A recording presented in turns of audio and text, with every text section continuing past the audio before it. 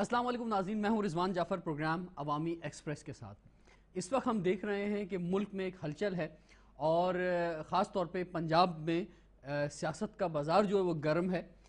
آپ مختلف talk shows اگر پچھلے 3 ڈیز کے دیکھیں مختلف ڈیفرنٹ چینلز پر، تو 3-4 لوگوں کو بیٹھا کر جو ہے بڑی کوشش کی جا رہی ہے کہ یہ لڑ جائیں کسی طرح سے، کچھ چیزیں نکل جائیں، کچھ لوٹوں کے لفظ استعمال ہو جائیں، کوئی فلاں لفظ استعمال ہو جائیں، کچھ 90 کی دہائی کی جو سیاست ہے وہ واپس آ جائے۔ لیکن ایسا نظر آ رہا ہے کہ عوام کی دلچسپی جو ہے وہ ختم ہو گئی ہے۔ کہیں ایسا تو نہیں ہے کہ نواز شریف صاحب جو ہے بہت لیٹ ہو گئے ہیں اور یہ جو جیسے ہماری آج عوامی ایکسپریس ہے ان کی ایکسپریس آنے میں ذرا تھوڑی دیر ہو گئی ہے، جس کی وجہ سے جو ہے وہ عوام میں جو دلچسپی ہونی چاہیے وہ سب موجود نہیں ہے۔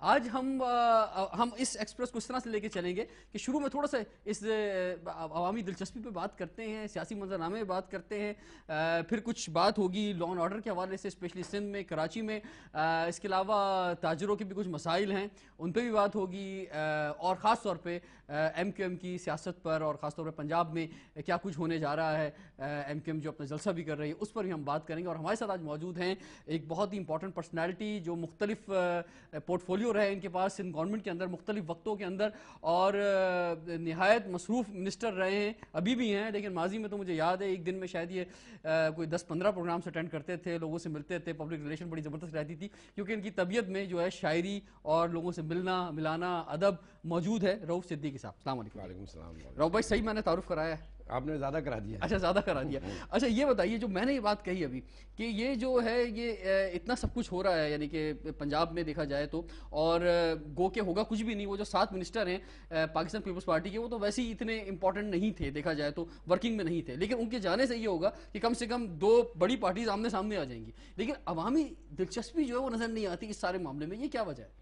دیکھیے 7 منسٹری جو ہیں وہ بھی اپنی جگہ ایک ورک کرتی ہیں، امپورٹنٹ ہیں، لیکن اس کے ساتھ ساتھ 2 بڑی پولیٹیکل پارٹیوں کا ایک اتحاد بھی تو تھا نا اس میں، اور جو ایک دوسرے کو کے لیے ایک مورل سپورٹ بھی تھی۔ عوام کا جس بیزاری کی آپ بات کر رہے ہیں اور جو عدم دلچسپی کی بات کر رہے ہیں، یہ تو بالکل صاف ہے کہ عوام جو عدم تحفظ کا شکار ہیں، مایوسی کا شکار ہیں، دکھ کا شکار ہے، پریشانی کا شکار ہے، جہاں پر جس کی 15,000 اور 20,000 روپے تنخواہ ہے اور وہ گھر میں ایک وقت کا کھانا بہت مشکل کھا رہا ہے، تو آپ اس سے کیا توقع رکھیں گے کہ وہ کیا دلچسپی کا مظاہرہ کرے؟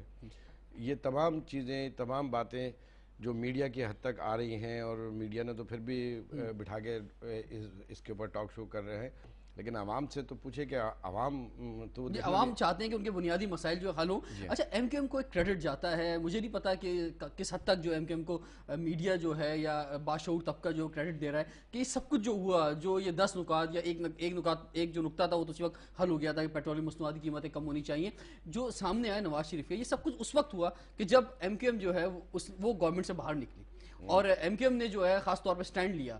تو اگر ایم کیو ایم سٹینڈ نہ لیتی تو یہ صورتحال ہوتی ہی نہیں، تو یہ سب کچھ جو ہو رہا ہے یہ ایم کیو ایم کی وجہ سے ہو رہا ہے، اس کا مطلب دیکھیے ایک بات یہ ہے کہ پاکستان کی اس پوری 63 سالہ تاریخ میں جب سے ایم کیو ایم داخل ہوئی ہے سیاست میں، تو ہر اچھے کام کا، ہر پولیٹیکل جو ایک بہترین کام تھا اس کا کریڈٹ ایم کیو ایم ہی کو جاتا ہے۔ مثال کے طور پہ غریب اور متوسط طبقے کی قیادت نکال کے لانا، ان لوگوں کو نمائندگی دلوانا قومی اسمبلی میں، سینٹ میں اور صوبائی اسمبلی میں، جہاں پہ تصور نہیں تھا ایک عام آدمی کا آنے کا، اس کا کریڈٹ بھی آپ دیں۔ سیاست کے اندر ایک بڑے واضح اور صاف ستھرا انداز عوام کی بہتری کے لیے اگر کسی کوئی انٹروڈیوس کراتا ہے تو اس کا کریڈٹ بھی آپ دیں۔ آپ ان تمام سیاسی جماعتوں کے وہ منشور جو تبدیل ہوئے ہیں ایم کیو ایم کے وجود میں آنے کے بعد اور الطاف بھائی کی قیادت سامنے آنے کے بعد، پسند نہ کرنے کے باوجود مجبور ہیں کہ اپنے مینیفیسٹ کو تبدیل کریں اور منشور کو تبدیل کریں اور انٹروڈیوس کریں۔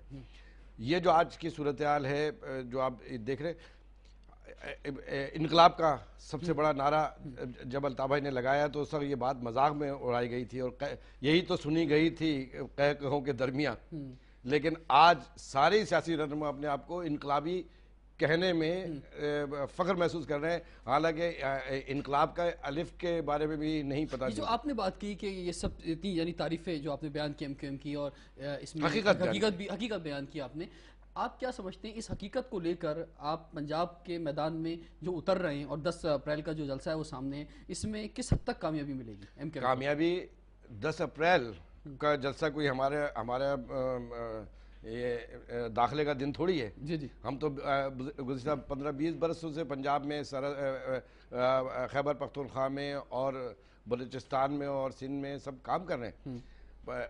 یہ وہاں کا عوام، وہاں کا نوجوان، وہاں کا دانشور اس وقت اس کو سوائے ایم کیو ایم کے اور الطاف حسین کی لیڈرشپ کے علاوہ وہ بھروسہ ہی کرنے کے لیے تیار نہیں ہے کسی پہ. اچھا، یہ میں وہ گراؤنڈ ریئلٹی بتا رہا ہوں. میں یہ ہواؤں میں اور فضاؤں میں بات کرنے کا جو ایم کیو ایم کا ایک امپریشن رہا ہے یقینی طور پہ وہ غلط تھا، اور جس طرح سے ایک ٹیررزم کا یا بھتے کا یا جو بھی اگینسٹ پارٹیوں نے جو بھی امپریشن دیا ہے، تو آپ کیا سمجھتے ہیں کہ اس امپریشن کے بعد اور خاص طور پہ کیونکہ ایک لسانی جماعت کا بھی تاثر موجود تھا اور لیڈرشپ جو ہے ابھی بھی ہے ایک خاص زبان بولنے والی، آپ کیا سمجھتے ہیں پنجابی اسپیکنگ لوگ جو ہیں، یہ سرائکی اسپیکنگ لوگ جو ہیں، وہ ایکسیپٹ کر سکتے ہیں کہ اس طرح سے اردو بولنے والے جو ہیں وہ ہم پہ حکومت کریں آ کر؟ دیکھیے ایک بات میں آپ کو بتاؤں، جب بنیادی مسائل اور جب بھوک شروع ہوتی ہے نا، اور جب بچے بلک رہے ہوتے ہیں، تو نہ تو کوئی زبان دیکھتا ہے،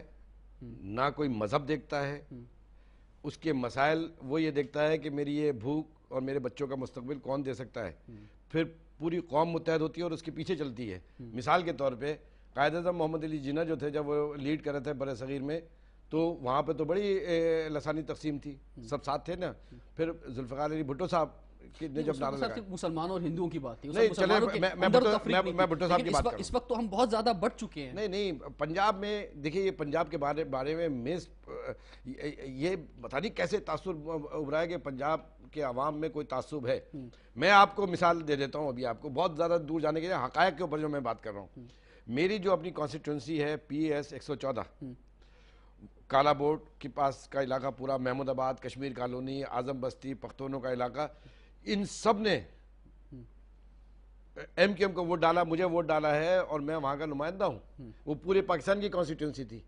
تو تعصب کہیں پر بھی نہیں ہے. یہ جو تعصب آپ کو نظر آتا ہے نا، یہ ہر 4-6 مہینے بعد، سال کے بعد باقاعدگی کے ساتھ، منصوبہ بندی کے ساتھ ایک قتل عام کرایا جاتا ہے. 1 دن اور 2 دن کا شو کرتے ہیں، غریب لوگوں کو مارنے کے بعد یہ اسٹیبلش کرتے ہیں کہ یہاں پر کوئی لسانی معاملات ہیں. رؤف صدیقی صاحب، آپ جو ہیں ہوم منسٹر بھی رہے ہیں، اس وقت ٹائم ایک بریک کا ہو گیا ہے اور اس وقت آپ minister for industries and commerce ہیں. تو یہ 2 ایریاز جو ہیں ان پر ہم سندھ کے حوالے سے خاص طور پہ بات کریں گے. ابھی تک ہم نے پنجاب کی بات کی ہے، لیکن بریک کے بعد اسٹے ٹیون ود اس.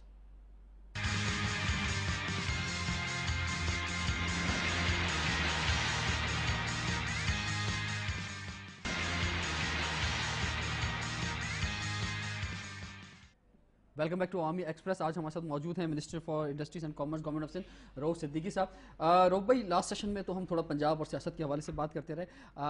یہ جو ایریا اس وقت آپ کے پاس موجود ہے، اس پر میں آؤں گا کیونکہ معاش ہی سب سے امپورٹنٹ چیز ہے. یہ معاش سے ہی معاشرہ بنتا ہے، اور اگر معاش پہ ہم فوکس نہیں کریں گے تو کچھ بھی نہیں ہو سکتا.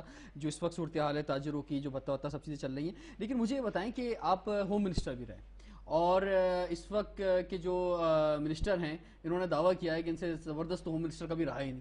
تو آپ کیا ایک کامیاب ہوم منسٹر تھے یا ایک ناکام ہوم منسٹر تھے؟ آپ کے دور میں کیا تھانے بکے یا نہیں بکے؟ آپ کے دور میں کیا یعنی کہ صورتحال رہی؟ ایک نشتر پارک کا واقعہ تو مجھے یاد ہے جو 12 ربیع الاول کو ہوا، لیکن اس کے علاوہ جو ہے کیا صورتحال تھی، آپ کیا سمجھتے ہیں؟ دیکھیے، پہلی بات تو یہ ہے کہ میں اس پہ کوئی کیا تبصرہ کروں کہ میں کامیاب تھا یا ناکام تھا. اگر میں کچھ کہوں گا تو میرا کہنا یا جو میں تعریف کروں گا یہ امپورٹنٹ نہیں ہے کہ میں کیا تھا. امپورٹنٹ یہ ہے کہ لوگ کیا کہتے ہیں، عوام کیا کہتی ہے، اور جن کے لیے امن و امان ضروری تھا وہ کیا کہتے ہیں. دیکھیے، انڈسٹریل کرائسس جو آج بھی آپ نے جس کا بھی ذکر کیا، انڈسٹریل کرائم 0 کے اوپر تھا میرے اپنے دور میں. ٹھیک ہے. بینکنگ کرائم 0 کے اوپر تھا، رمضان کرائم 0 کے اوپر تھا، ہائی وے رابری یا ہائی وے کرائم 0 کے اوپر تھا. میں خود کش حملہ آور کو نہیں روک سکتا تھا. جو سانحہ نشتر پارک، یہ سانحہ نشتر پارک تو آج بھی، جب آپ نے ابھی تذکرہ کیا نا، مجھے جب کبھی بھی رات کے کسی پہر وہ واقعہ یاد آتا ہے تو ایسا لگتا ہے کہ کسی نے خنجر میرے سینے میں گھوپ کے چھوڑ دیا ہے. لیکن میں خود کش حملہ آور کو لیکن ایسا لگتا ہے کہ آپ کی منسٹری جانے کا سبب وہی بنا تھا. نہیں اچھا نہیں, چلے ہم واپس وہ تو مجرم ہم نے پکڑ لیے تھے, ٹھیک, وہ تو پھر عدالتوں سے رہا ہوئے, مجرم بھی پکڑ لیے تھے. اور پاکستان کی تاریخ میں سب سے بڑی جو ہیڈ منی رکھی گئی تھی مجرموں کی گرفتاری پر, وہ 1 کروڑ روپے رکھی گئی.